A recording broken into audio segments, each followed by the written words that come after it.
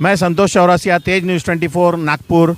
आज हम लोग आए हैं संविधान चौक पर। यहाँ पर 100 करोड़ के ज़मीन घोटाले में एक आमरण आंदोलन शुरू है। यहाँ पर गोरेवाड़ा की खसरा नंबर 30-31 नंबर का ज़मीन के लिए ग्वालवंशी कुख्यात अपराधी भूमाफिया ग्वालवंशी ने ज़मीन दबाई है। साथ ही साथ नेताजी कोऑपरेटिव हाउसिंग सोसाइटी ने भी दबाया हुआ है। हमारे साथ गायकवाड़ फैमिली एवं जादव फैमिली जो इनके वारसान है वो उपस्थित है। साथ ही साथ power of attorney holder Ram ji हमारे साथ हैं। इनसे पूरा मुद्दा समझ लेते हैं कि ये आंदोलन आमरण आंदोलन क्यों शुरू किया है इन्होंने। राम जी इसमें बताइए।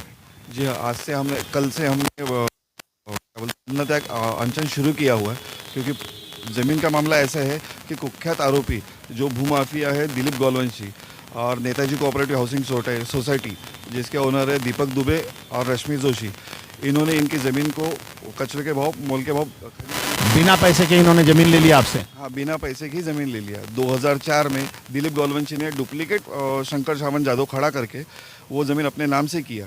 फिर जब उसके ऊपर में एसआईटी लगी तो उसके बाद में आए दीपक दुबे और रश्मि जोशी। इन्होंने इनके नाम से कुछ भी पेपर नहीं रहते समय इन्होंने अपने नाम से एनआईटी से ज़मीन सैंक्शन करवा ली। उसमें 159 प्लॉट डाल के लोगों को बेच डाले।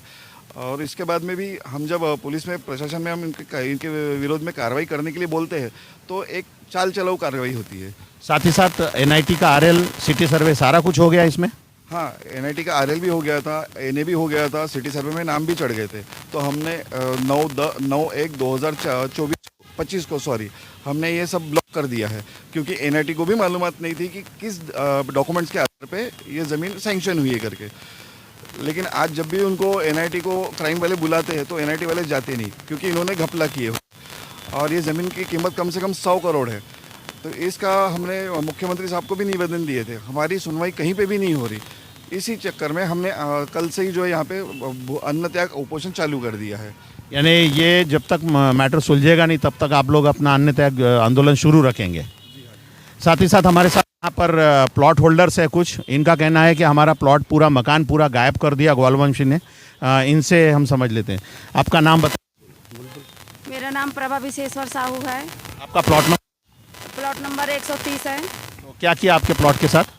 हमारे प्लॉट में मैं 4 रूम का मकान बांधे थे, तो लक्ष्मी जोशी के पास हमने खरीदे थे और वो राज सुरेश खर्रे के पास बेच दी प्लॉट नंबर 130। और मेरा घर वर वहाँ पे बना हुआ था। वो 4 रूम का घर बुलडोजर चढ़वा कर राज सुरेश खर्रे ने तोड़वा दिया है। आपने पुलिस कंप्लेंट नहीं किया? पुलिस कंप्लेंट भी किए, सब कुछ किए हैं। कलेक्टर ऑफिस में भी गए हैं, मंत्रालय में भी गए हैं, वहाँ भी कुछ भी नहीं सुनवाई होती है। सब उन